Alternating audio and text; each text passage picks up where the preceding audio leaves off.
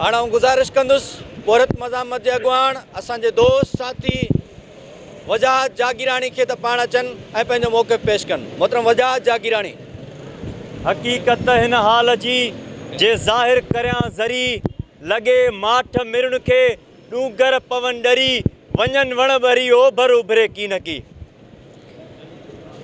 सरज़मीन बलोचिस्तान जी बहादुर न्याणीअ जी अॻुवाणीअ में निकिरंदड़ रैलीअ मथां हिन रियासत जेको ॾाढ कंदे जबर कयो आहे ऐं कैनन जो हमिलो कयो, शेलिंग कई वई उन्हनि जे मथां, बंदूकनि जो ज़ोर ॾेखारियो वियो, उन जी निंदा कंदे असीं इहो वाज़े कयूं था पिया त हीअ रियासत उन वक़्तु पंहिंजो बुनियाद ॿुधाए रही हुई जंहिं बुनियाद ते हू क़ाइमु थी आहे ऐं पंहिंजी सालमियत बरक़रार रखंदी थी अचे पई।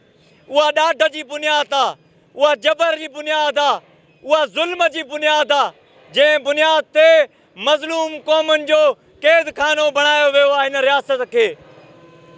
असीं सम्झूं था पिया त हीउ जेको तव्हीं माण्हू खंबे गुम करे छॾियो, जेको पंहिंजे वतन जे लाइ उनजे वसीलनि जे लाइ वतन जे वसीलनि जी मालिकी जी आवाज़ उथारे उन्हनि खे खंबे गुम करे छॾियो। ऐं न्याणियूं ऐं मज़लूम क़ौम जा माण्हू जॾहिं पुछनि त असांजा माण्हू किथे आहिनि, असांजा माण्हू छो था मारिया वञनि, त तव्हां जवाब में वरी तशद्दुद जो इस्तेमालु कयो। तव्हीं डायलॉग जो रस्तो ख़तमु करे छॾियो आहे। जॉन एलिया जे लफ़्ज़नि में तो एक ही हादसा तो है और वो ये कि आज तक बात नहीं कही गई, बात नहीं सुनी गई। ही रियासत मज़लूम क़ौमुनि सां ॻाल्हाइण लाइ तयारु न आहे। जॾहिं मज़लूम क़ौमूं उन्हनि जा फ़र्द उन्हनि जूं न्याणियूं जॾहिं हिन रियासत में अची उन्हनि जे दयारे ग़ैर में पंहिंजी धरतीअ तां निकिरी करे डिमांड्स खणी थी वञनि त उन्हनि सां इहो असरु कयो थो वञे, बंदूक जी ज़ोर आज़माई कई थी वञे।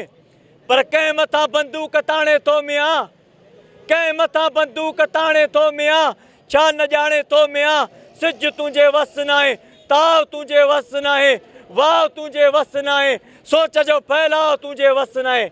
इन सोच जो फैलाव हिन रियासत जे वस जी ॻाल्हि ई न आहे रही। हाणे त हिन खिते जूं तमामु मज़लूम क़ौमूं असां हिकु आहियूं, असां उज़वियाती तौरु हिक ॿिए सां जुड़ियल आहियूं।